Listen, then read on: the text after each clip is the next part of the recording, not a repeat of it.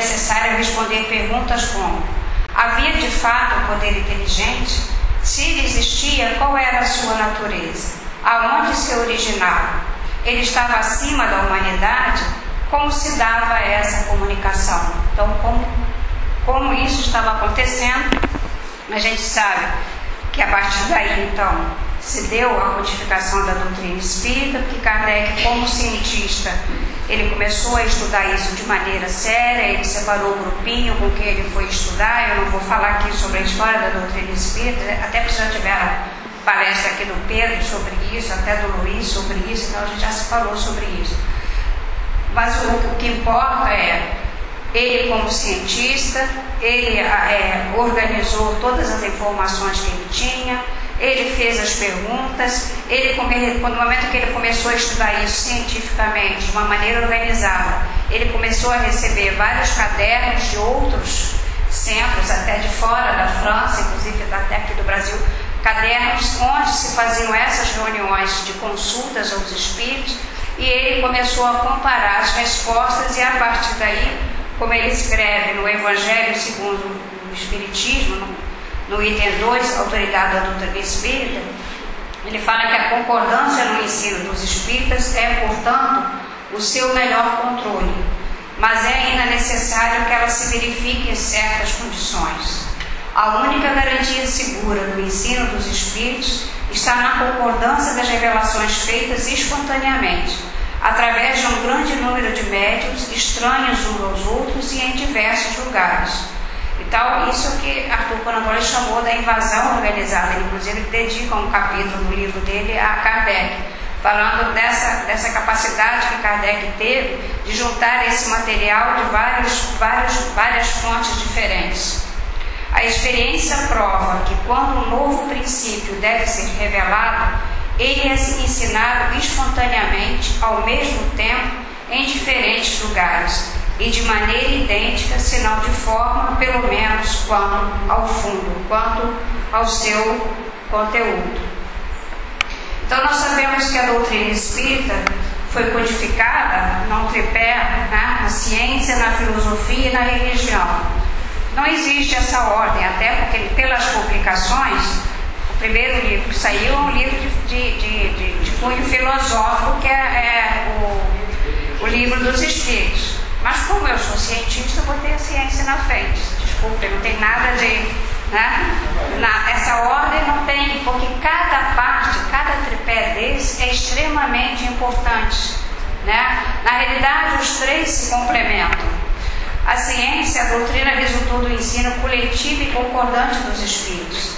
Então, assim, eu botei a ciência porque eu sei que foi o Livro dos Espíritos, foi o primeiro livro, que ele é de cunho filosófico. Mas foi uma pesquisa científica que levou à publicação do Livro dos Espíritos. A ciência é chamada a constituir a gênese de acordo com as leis da natureza, sem nenhuma fantasia. Na filosofia, buscar compreender a imortalidade da alma, a natureza dos espíritos e suas relações com os homens, as leis morais, a vida presente, a vida futura e o porvir da humanidade. E na religião, a explicação das máximas morais do Cristo em concordância com o Espiritismo e suas aplicações às diversas circunstâncias da vida. Então, os espíritos que trabalharam com Kardec na codificação nos trouxeram os ensinamentos necessários para a compreensão das parábolas e das narrativas de Jesus.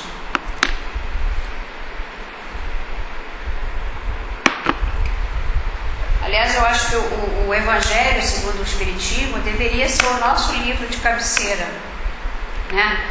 Deveria ser o livro que a gente, como espírita, até deveria ler mais, por todos os ensinamentos que traz dentro das parábolas e das narrativas. Então, nesse mesmo capítulo que fala sobre o Consolador, Cristo, o Consolador, que é o capítulo 6, eu vou pedir aqui para o Luiz para ler o item 4. Porque vocês já perceberam que eu também tenho uma grande prova, né? Essa é a minha quinta aula dessa semana. Mas como eu, em alguma encarnação aí para trás, eu não devo ter usado a palavra da maneira correta, né? Eu não tenho voz para e dando tanta palestra seguida, tanta aula seguida.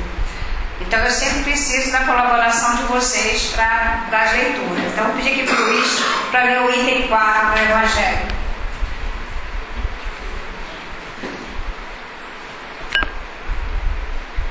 O Espiritismo te dá fé na palavra, no futuro, e a dúvida urgente não mais se lhe aposta a alma, dando-lhe a ver do alto das coisas a importância das vicissitudes terrenas, some-se no vasto e esplêndido do horizonte que ele o faz descortinar, e a perspectiva da felicidade que o espera lhe dá a paciência, a resignação e a coragem de ir até ao termo do caminho.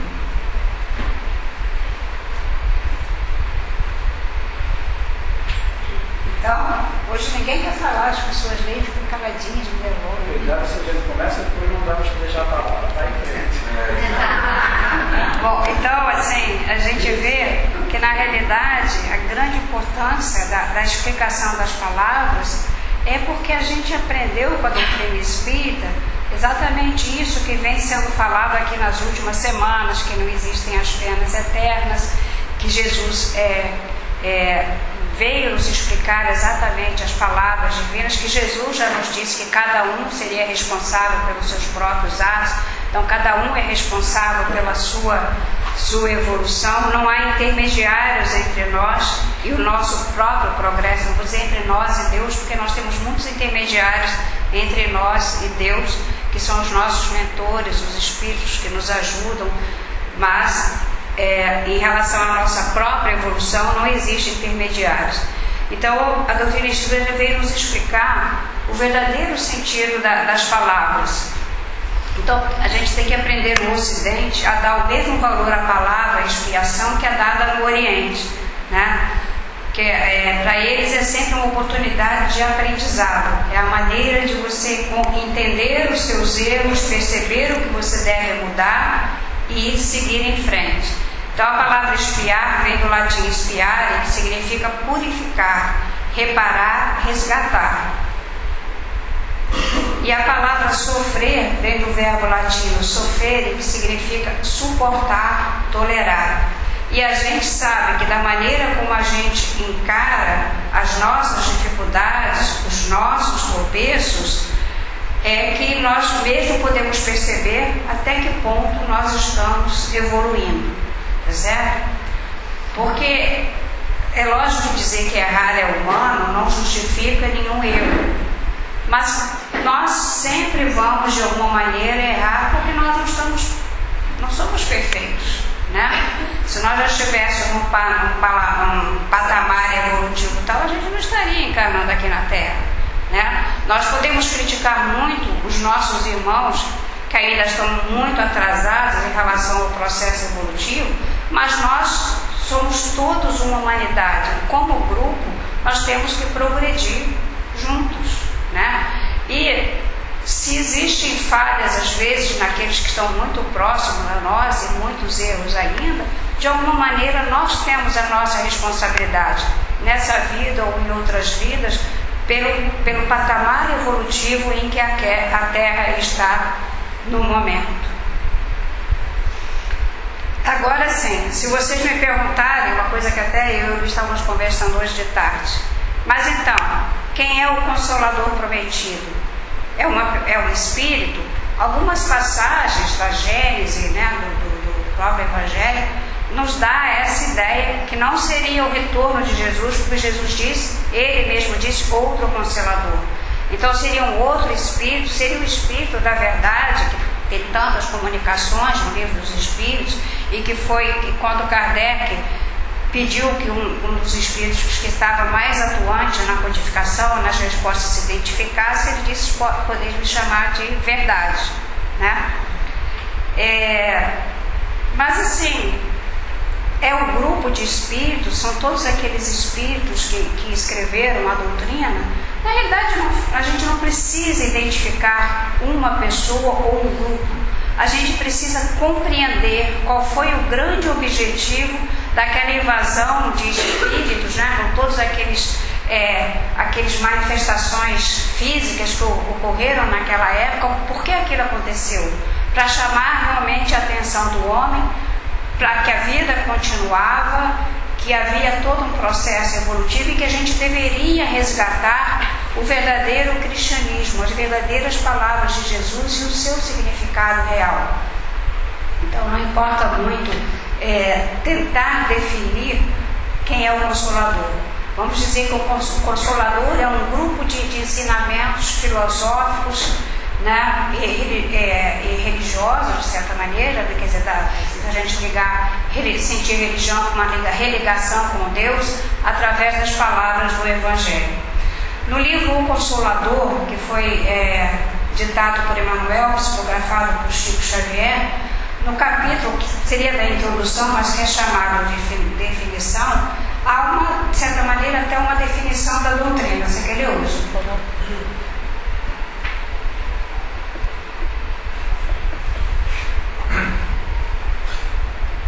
No seu aspecto científico e filosófico, a doutrina será sempre um campo nobre de investigações humanas, como outros movimentos coletivos de natureza intelectual que visam o aperfeiçoamento da humanidade.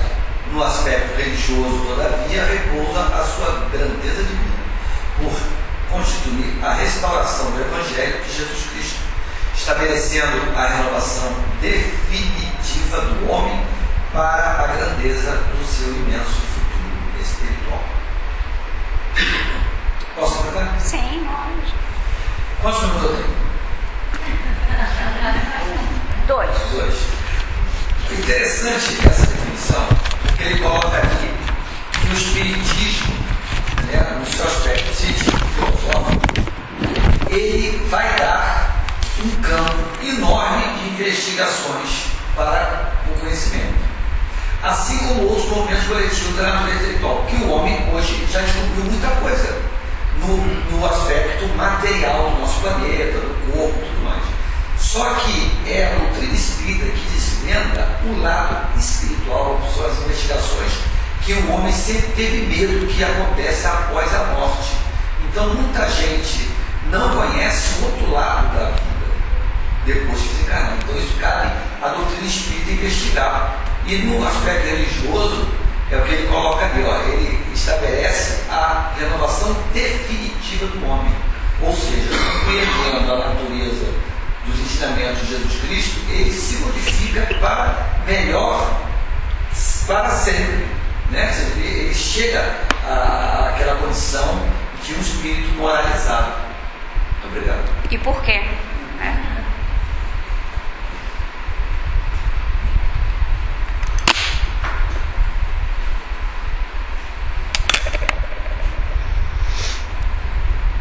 Então, para concluir o nosso estudo, vamos falar assim, quais foram as contribuições da doutrina espírita para a evolução moral da humanidade. Refortalecer a ideia de Deus defendida por Jesus, Deus de amor, misericórdia e justiça. O Deus que é descrito no Antigo Testamento, o Deus que mandava matar, eu não vou usar a palavra decapitar, porque eu sempre me corrijo. Decapitar. Né? É porque me corrige. Tirar a cabeça. Não, tá mais fácil. Já corrigiu, mas eu sempre falo errado. Na verdade, aquele Deus era um Deus como a maneira que os homens o interpretavam. Na verdade, eles queriam realmente um Deus que tivesse a força de um Deus, mas que pensasse como eles e que escolhesse as melhores terras, que justificassem as guerras daquela época como ainda hoje, né? A gente às vezes fala daquela época, mas o que a gente vê, né? Às vezes entre os povos árabes, entre grupos africanos, entre eles, a gente sabe que na realidade a gente ainda vê esse tipo de guerras acontecendo.